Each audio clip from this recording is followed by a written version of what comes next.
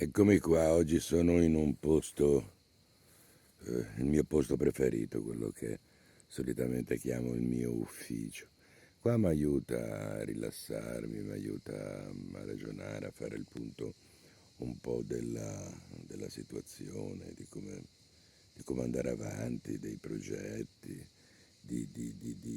a che punto sono, di come sto, sia psicologicamente che fisicamente, perché per arrivare qui, insomma, c'è una bella salita e poi dopo quello che ho avuto oggi era la prima volta che ci arrivavo, di conseguenza mi fa piacere esserci arrivati. È importante stare un po' con se stessi, perché quando impari a stare un po' con te stesso, impari a fare anche i conti, a fare un po' anche pace con te stesso, magari a perdonarti per certe cose, o magari a capire che non sei quella brutta persona che pensi di essere. Dobbiamo sempre stare con qualcheduno, non stiamo mai fermi. Insegnano, c'è tanti corsi di meditazione, tu vai al corso di meditazione, ti insegnano subito le posizioni, la respirazione. Io penso che invece dovrebbero cominciare a insegnarti a stare fermo, perché stare fermo è veramente fondamentale. Perché dal momento in cui ti fermi te, si ferma il tuo mondo e fermandosi il tuo mondo come il treno, automaticamente hai la possibilità di vedere il paesaggio bene intorno, di vedere bene i contorni. Imparare a stare un po' da soli è importante perché ti porta a non dare per scontate tante cose. Noi facciamo tante cose meccanicamente, facciamo quasi tutto meccanicamente. Anche la pratica, qualsiasi pratica tu faccia, no? Si tende sempre ad andare lì, din din din, la campana, l'incenso, i mantra, i vari mantra, perché poi lì dipende da che pratica fai, ma poi ti alzi e via, la tua vita comincia. No, la tua vita è già cominciata. E questo è importante, cioè prendere consapevolezza di quello che si fa, perché dal momento in cui prendi consapevolezza di quello che fai, incominci a prendere consapevolezza di quello che sei. E avere questo tipo di consapevolezza è importante per andare avanti, è importante anche per affrontare i momenti difficili, no? Perché la vita, si sa, è un po' strana, a volte c'è il sole, a volte non c'è il sole e altre volte nevica. E sei sempre tu che devi trovare il modo per continuare ad andare avanti senza metterti di petto, perché non sei niente, hai capito? Per quanto tu possa essere grande e grosso, se ti metti di petto contro la vita ti abbatte. Imparare a stare da soli per tanti è una schiavitù, per tanti è un qualcosa di brutto, mentre invece perché la gente scambia la solitudine per l'emarginazione. E invece è diverso. Imparare a stare da soli significa fare amicizia con se stessi. E quando tu sei con un amico a cui tieni, tutto è più bello, perché le cose belle sono più belle quando le condividi, no? E condividere la tua vita con te stesso è importante, è bello, cioè essere davanti all'altare, essere consapevole di quello che stai facendo, no? Io alle volte vedo tanta gente che si mette lì, bom bom, suona la campana, bom, poi via si alza, e non è così, non è quella la pratica spirituale.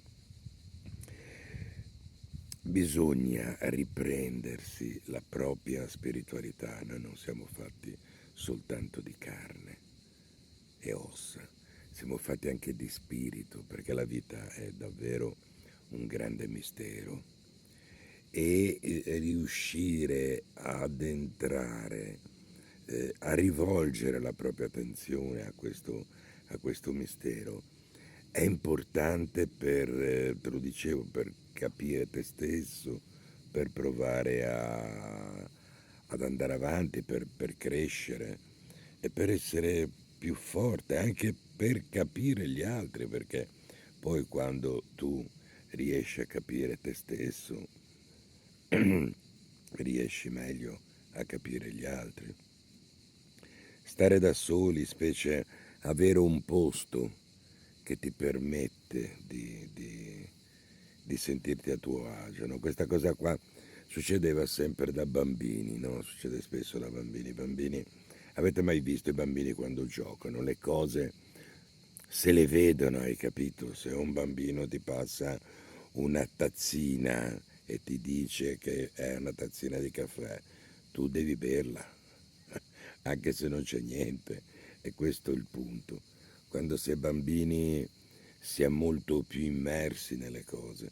Quando invece si cresce si fanno le cose così, tanto per farle. E alle volte si perdono delle cose molto importanti, che sono fondamentali per la nostra vita, per il nostro benessere, no? Tanti dicono vorrei stare bene, io vorrei essere sereno, no?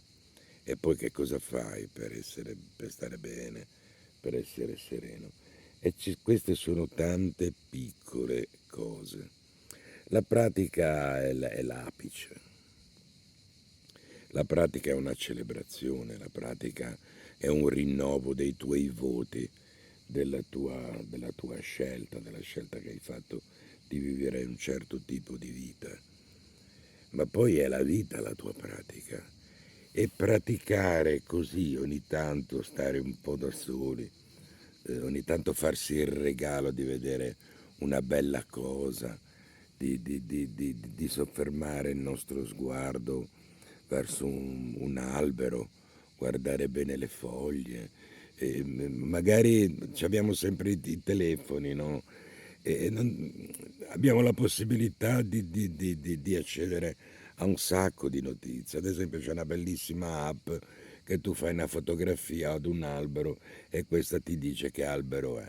E io la trovo stupenda perché ti dà la possibilità di sapere dove sei, di conoscere un pochettino di più, di evolverti. Ormai abbiamo televisione, abbiamo internet e siamo sempre travolti da una marea di notizie. Tutti vogliono che noi compriamo, tutti ci devono far sentire inadeguati perché diventi adeguato dal momento in cui compri il loro prodotto. Insomma, uscire dalla giostra, scendere da questa giostra.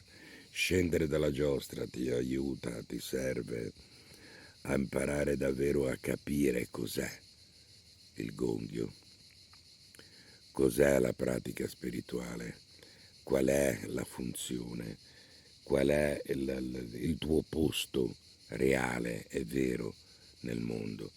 Ed è questo che è importante. Quindi cerca mi è già capitato di dirlo in vari video, cerca di stare più con te stesso, cerca di assaporarti di più i momenti, dove sei adesso, dovunque tu mi stia ascoltando, guarda un pochettino in giro, cerca però di osservare, non guardare sempre, perché guarda che se ci fai caso, se ci hai fatto caso, viviamo delle vite sempre distratti, sempre da un'altra parte, no? E poi parliamo di libertà, ci riempiamo la bocca con questa parola qua, no? Ma secondo te quanta libertà c'è? Sempre essere dietro alla nostra mente, ai nostri pensieri, alle nostre cose. La libertà è essere liberi di essere dove si è. È questo l'importante. Quindi cerca davvero di conquistare la tua libertà e la tua pratica assumerà una nuova dimensione perché lo assumerà la tua vita. La tua pratica rispecchia la tua vita ed è questo importante, è la tua vita. Ciao.